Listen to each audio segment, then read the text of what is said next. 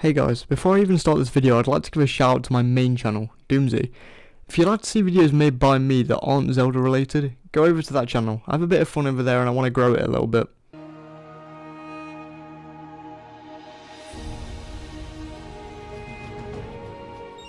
Welcome to the channel. With the release of The Legend of Zelda Link's Awakening around a month ago, I decided that today I'm going to be discussing an important question to the Zelda fanbase. If more remakes could come to stun us fans of Zelda in the future, and also which ones of the older, and some say better, Zelda games that could come back to our screens in the future. It's important for me to note while doing this top 5 that these are my opinions and every old Zelda game should have one in the future. Let's get into the list. Number 5.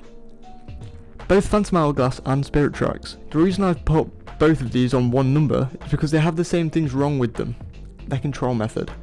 For those who haven't played these two great games, you controlled your hero, either the infamous hero of winds from the Wind Waker, or the hero of trains using the stylus.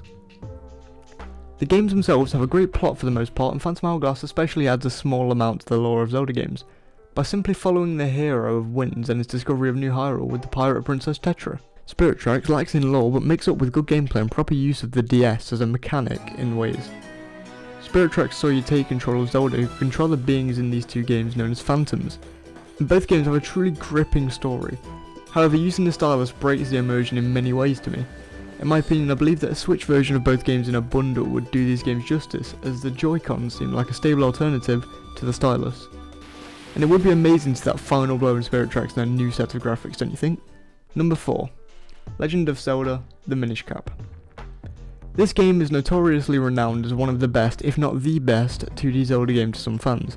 In my opinion, I can name better. However, I do believe that a Minish Cap remaster would do a lot of justice to the game itself, as even for the time, the graphics were amazing on the Nintendo Game Boy. But imagine if it was remade now with all new graphics, perhaps even bringing back the same toy graphics that Link's Awakening dwelled upon. Something very interesting to note down about the likelihood of this remake is that in the development of Breath of the Wild, there was much going on in the game with a village full of smaller people, just like the Picori once were in the Minish Cap. Now this does strike this question to me: will they ever remake the Minish Cap? Perhaps with the Breath of the Wild's graphics, only time will tell, but this is one of the most talked about and theoried remakes to come. Perhaps even the next remake could be this one. Number 3. The Oracle games. In my opinion, I do think this is the next remaster they'll put out. My reasoning to thinking this is because lore-wise, the Oracle games come after Link's Awakening, the game that's recently come out as a remaster. This means that they can reuse the same assets as the Oracle games both share the same hero. This hero is known as the Hero of Legends.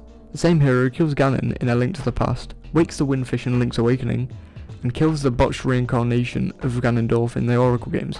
And the games are well-made games. However, with technical advancements has come the opportunity to make that game sit with the greats in that series rather than one of the games that players who haven't played Zelda games before will likely know. So this is my prediction to the next Zelda remake in a few years' time while Breath of the Wild 2 passes. Number 2. Zelda 2. Now come on, let's face it, when this game came out it was an amazing game. However, over the years it has grown to many to feel as if it's just a dull game, where in retrospect this game could be an amazing game if the time was put into it. Recently I tried to play through this game again and quickly remembered why the game seemed dull to me personally. It's a hard game, and don't get me wrong, I like a hard game. I finished the Dark Souls series, however, this game takes it to an extensive level, where killing a Dark Knight is also harder than killing a boss in the already mentioned Dark Souls. Take that, Gundyr. The ways in which this game can be improved using a remaster? This one's a tough one. However, I do know ways in which they can do it. First off, create some outstanding new graphics for the game. Next, keep the world in which they created and make it 3D. That seems fairly hard, but I'm sure they'll be able to do it somehow. The random combat mechanic in Zelda 2 is great, but imagine you're going to go over the fresh plains of Hyrule and run into a Stalfos on your way to the monumental dungeons that await you. And while you're at it, they'll need to lower the difficulty or add new features that would lower the difficulty through skill. My honourable mention has to be A Link to the Past. The game was amazing. There was only 2 reasons why it didn't make it to number 1 spot on this list. Number 1 is because the Oracle games have been mentioned and it will be a similar remake to them with the same graphics as Link's Awakening already mentioned. Number 2 is because we've already kinda had a Link to the Past remake through Link Between Worlds with some different features used, but only time will tell for this timeless classic of a game and news of a potential remaster maybe 20 years after it first launched in 1991. My number 1 is The Legend of Zelda Skyward Sword. For me, this game lacked in a lot of things. Just a few of these things for me was the watercolour graphics, while being nice, also left me feeling fairly empty in areas of the game where you needed to travel. And the biggest issue some people had with the game, I'm not included with these people, but many people despise the quirky motion controls used in Skyward Sword. Personally, I disagree with this for one reason and one reason only: immersion. I also get that this broke some players' immersion, as their motion controls didn't work that well. However, if a remaster of this game was put out on a new console, namely the Switch, it would be much more responsive and better motion controls used, as the Joy-Cons are giant leaps in the world of motion control technology, or perhaps let us, the players, choose whether we would like to use motion controls or just use analog sticks to play on a new and improved Skyward Sword that keeps the same great story that starts all of Zelda lore, but brings in better motion control, no motion control, and better graphics. Now thank you guys for watching this video. If you enjoyed, please leave a like, rating and subscribe, as it really does help the channel out, especially as I'm just starting again.